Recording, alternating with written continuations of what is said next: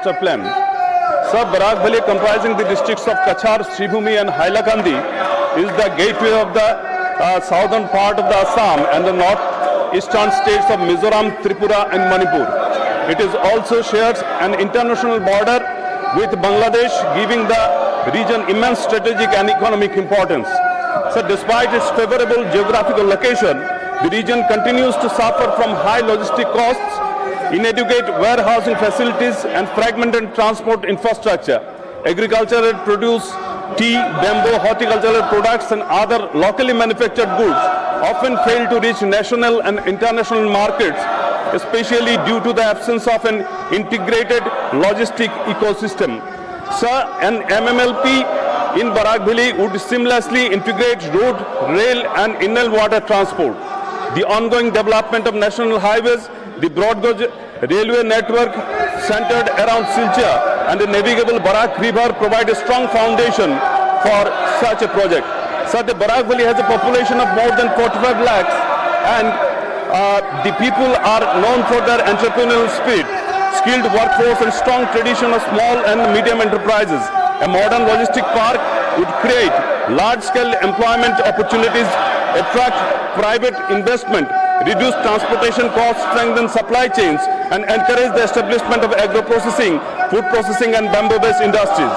I therefore urge the government to accord priority in establishing a multimodal logistic park in Barak Valley, Assam, under the PM Gati Shakti National Master Plan. Thank you, sir.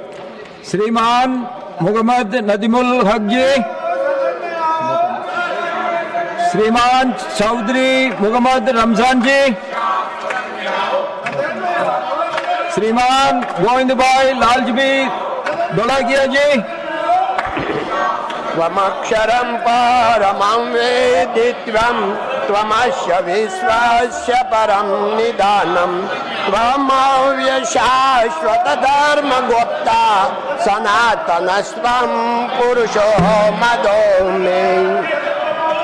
माननीय सभापति महोदय, मैं आपके माध्यम से सरकार का ध्यान प्राकृतिक कृषि को बढ़ावा देने तथा देश में प्राकृतिक कृषि मॉल स्थापित करने की आवश्यकता की ओर आकर्षित करना चाहता हूँ। आज प्राकृतिक खेती, स्वस्थ भारत, समृद्ध किसान और सुरक्षित पर्यावरण की दिशा में एक महत्वपूर्ण माध्यम बनकर उभर रही है। माननीय प्रधानमंत्री श्री नरेंद्र भाई मोदी जी के नेतृत्व में केंद्र सरकार द्वारा national mission on natural farming के माध्यम से प्राकृतिक खेती को प्रोत्साहित किया जा रहा है, जिसके पॉजिटिव परिणाम भी दिखा रहे हैं। हमारे गुजरात में माननीय गवर्नर श्री देवव्रत आचार्य जी बहुत गुजरात में प्रचार करते हैं, उसके लिए गुजरात में बहुत बढ़ावा आया है। माननीय सभापति महोदय, प्राकृतिक उत्पादकों का बढ़ावा होने के बावजूद किसानों को अपने उत्पादकों का उचित मूल्य प्राप्त करने में कठिनाई का सामना करना पड़ता है।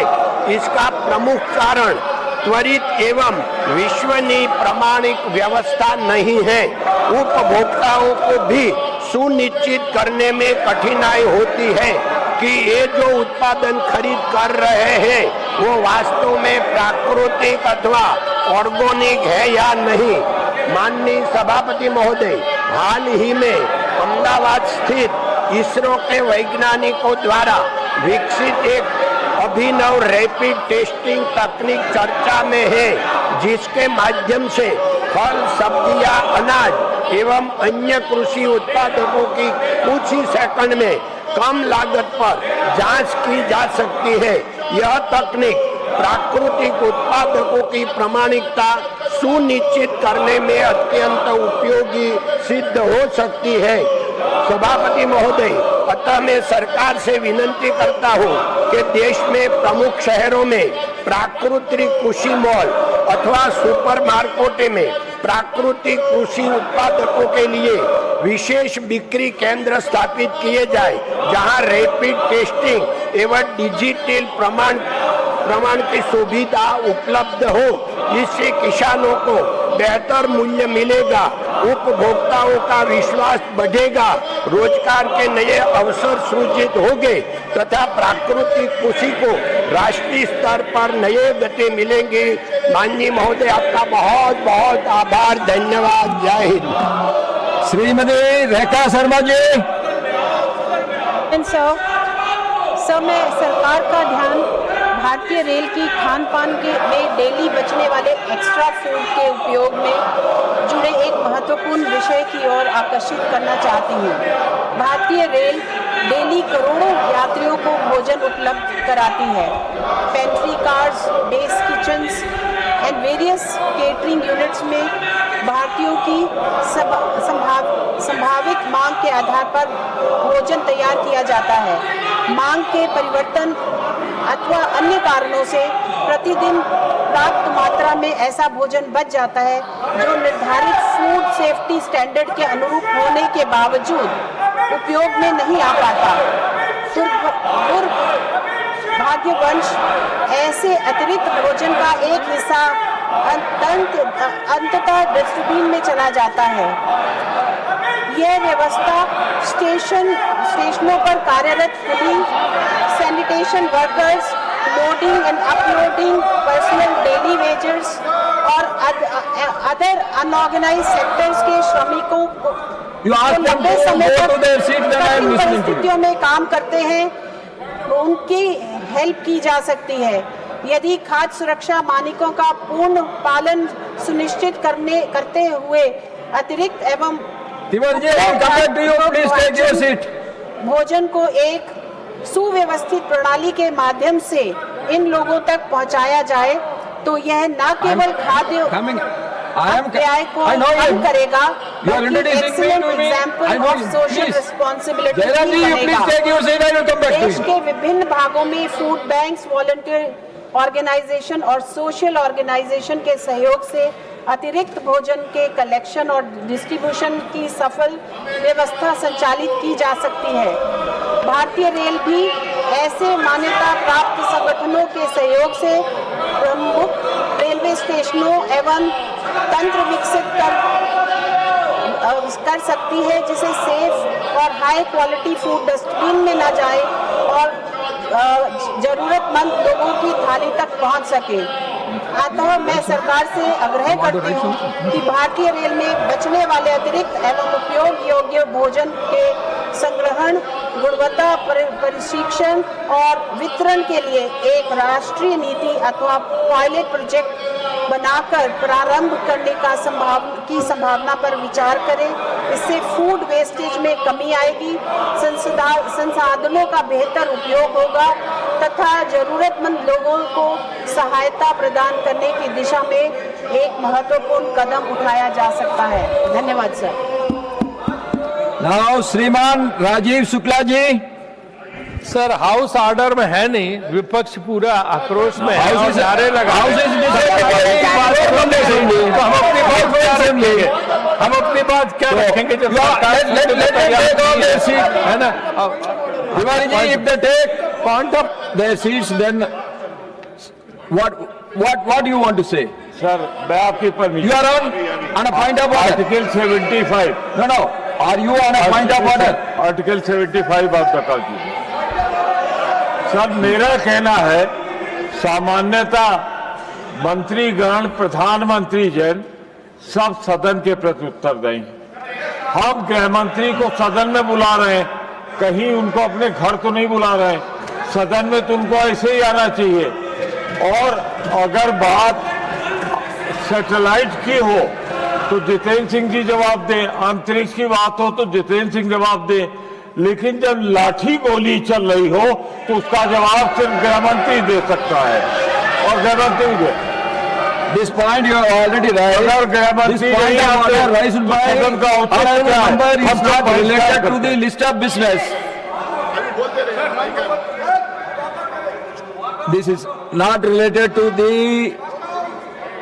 listed business. So I am calling Shriman Dorji Sharing Lepcha ji. Honorable Chairman, sir, I raised to highlight the urgent need for a structured breeding and conservation program for the declining yak population in Sikkim. Yak is the backbone of livelihood for our high altitude pastoral communities and an integral part of our Himalayan ecosystem. However, the population is steadily decreasing due to continuous inbreeding caused by limited breeding bulls and geographical isolation. This has resulted in breeding depression, reduced fertility, weak calvage, and declining productivity. To address this, I urge the Government of India to provide assured annual financial support under the Rashtriya Gokul Mission, especially on mark for yak conservation in Sikkim. Regular funding is essential to ensure sustained and scientific intervention. I further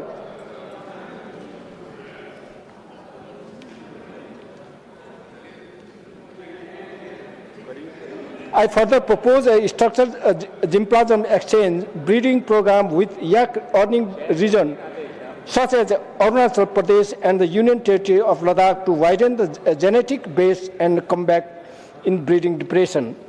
Additionally, a dedicated yak conservation and breeding center should be established at Thangu in Pakyong district. The center can function as a nucleus breeding farm, Gymplasm repository and training hubs. Scientific training and awareness program must also be conducted for yak herders to promote improved breeding and management practices. Yak conservation is a matter of protecting livelihood, biodiversity and Himalayan heritage. I request immediate and sustained support from the government. Thank you. Now the Honorable Leader of the House.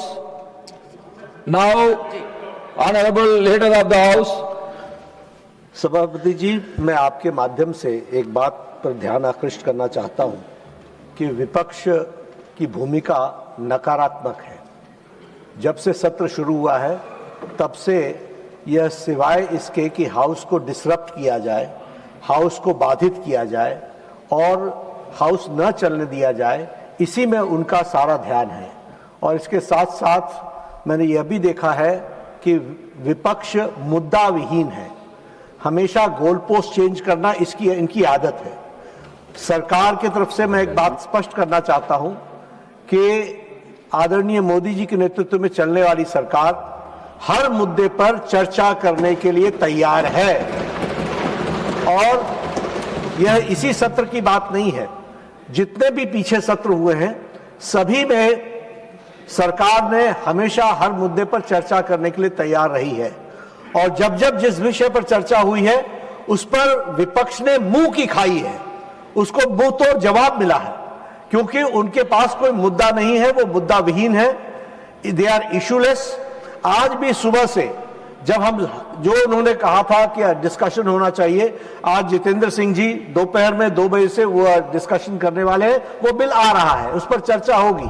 लेकिन इनकी आदत है कि ये हमेशा goal post change करते हैं। मैं विपक्ष की भूमिका की तीव्र भर्त्सना करता हूं, निंदा करता हूं और इस संसद के माध्यम से देश को इस बात का संदेश देना चाहता हूं कि मोदी जी के नेतृत्व में चलने वाली सरकार हर विषय पर चर्चा करने के लिए तैयार है। विपक्ष